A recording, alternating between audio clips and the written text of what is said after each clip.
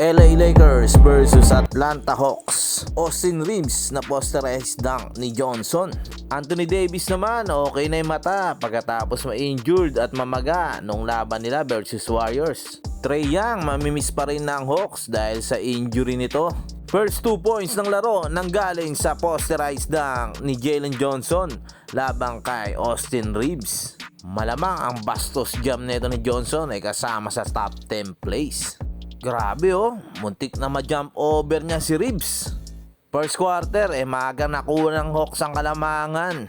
11-2 sa panguna na rin ni DeJounte Murray. Ngunit di naman nagpauli dyan ng Lakers. Sumagot ito ng 15-2 run. Maagang nangalabaw si LeBron sa ilalim. Magandang basa ni LBJ sa half-hearted double team ng Hawks. Nauwi sa magandang assist at 2 points ni Davis. Rai Hachimura nakisali na rin sa opensa ng Lakers. LBJ naman lumaragasa coast to coast and one play. May kasama pang pag-flex. At dahil nga sa 15-2 run ay nakuha ng Lakers ang kalamangan sa first quarter. Austin Reeves naman unti-unti nga nakuha ang kanyang rhythm. Mas agresibo sa opensa o mas engaged ngayon si LeBron sa first quarter na hindi katulad sa kanilang previous games na kontento lang sa pag-assist at bihira tumira sa first quarter.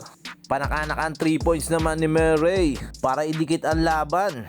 LBJ kumaliwa ala Kyrie Irving game winner. Quality minutes naman ang binigay ni Max Christie sa first quarter at sa panimula ng second quarter. At tumapos nga siya ng 11 points para sa 22 minutes of play. Isa pang monster dunk na pang slam dunk contest ang ginawa ni Jalen Johnson sa second quarter. Reverse windmill, sumabay ka pa LBJ. Steal ni AR at magandang behind the back assist kay LeBron. Nagresulta sa slam jama ni LBJ. At natapos nga ang halftime ng mga Lakers 73-59.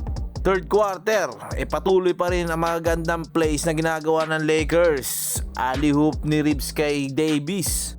At magandang drop pass ni LBJ din kay Davis. Masyadong tambakol na ang Hawks. Sumabot nga sa mahigit 20 ang lamang ng Lakers. Fourth quarter, umabot na hanggang 30 ang lamang ng Lakers. At pinagpahinga na rito ang mga starters. Lakers win 136-105. LeBron tumapos ng double-double, 25 points with 10 assists. Nandun si Davis, 22 points, 15 rebounds. At D'Angelo Russell, double-double rin, 27 points with 10 assists.